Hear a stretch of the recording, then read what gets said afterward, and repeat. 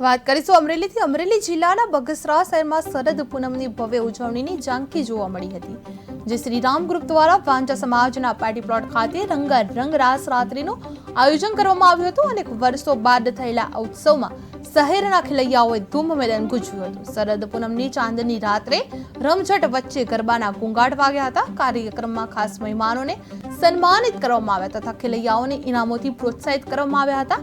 બગસરા સહિત આસપાસના વિસ્તારોમાંથી મોટી સંખ્યામાં લોકો ઉમટી પડ્યા હતા।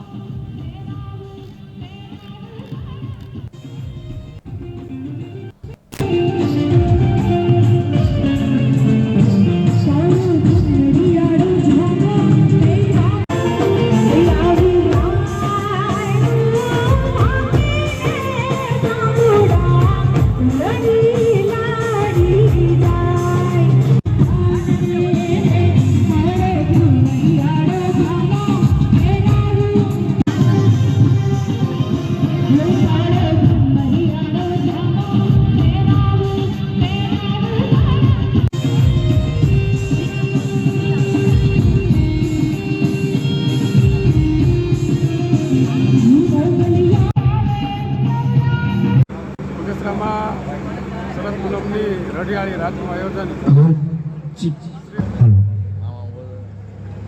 શ્રીરામ બગસરા દ્વારા બગસરાના ખેલૈયાઓ માટે શરદ પૂનમની રઢિયાળી રાત ઓર્કેસ્ટ્રાના ભાઈ ખાંડલના સથવારે જે ખેલૈયાઓએ આજે મન મૂકીને બગસરાની ભાઈઓ તથા બહેનોએ જે લાભ લીધો છે, આ આયોજનને સફળ બનાવવા માટે શહેરની વિવિધ સંસ્થા, વિવિધ આગેવાનોએ જે સહયોગ આપ્યો છે અને બગસરાના ખેલાડીઓએ જે આજે મન મૂકીને રહેવા છે, ખરેખર આજનો દિવસ એ રઢિયાળી રાત એ બગસરા માટે સાબિત થઈ છે એવું ચોક્કસ કહી શકાય છે। જય ત્રિવેદી, આજનો શ્રીરામ ગ્રુપ દ્વારા આયોજિત આ શરદ પૂર્ણિમા રાસોત્સવમાં હું એન્કર તરીકેની ભૂમિકા ભજવું છું।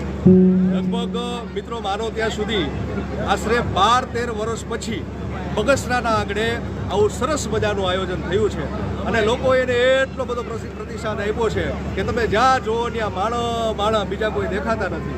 અને મને એવું લાગે છે કે આ ખેલૈયા મિત્રો શ્રી રામ ગ્રુપના આયોજકોને કહેશે કે આ શરદ પૂર્ણિમાનો રાસોત્સવનું આયોજન તો કર્યું, પણ હવે આગળ નવરાત્રિનું આયોજન પણ કરવામાં આવે અને ખૂબ જ સફળ થયો છે આ કાર્યક્રમ।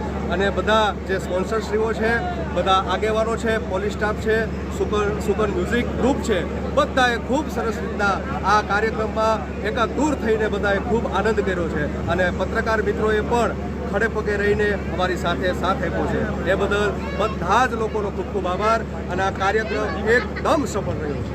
નમસ્કાર, આજે જય શ્રી રામ ગ્રુપ દ્વારા આયોજિત કહો પૂનમના ચાંદને આજ ઉગે આથમણી ઓર એવી શરદ પૂનમની અજવાળી રાતે બધા જ ખેલૈયાઓ મન મૂકીને આજે અહીંયા ઝૂમી રહ્યા છે, ગરબે નાચી રહ્યા છે અને લાઈવ ઓર્કેસ્ટ્રા, લાઈવ સ્ક્રીનિંગ અને લાઈવ ટેલિકાસ્ટનું પણ આયોજન કરેલ છે।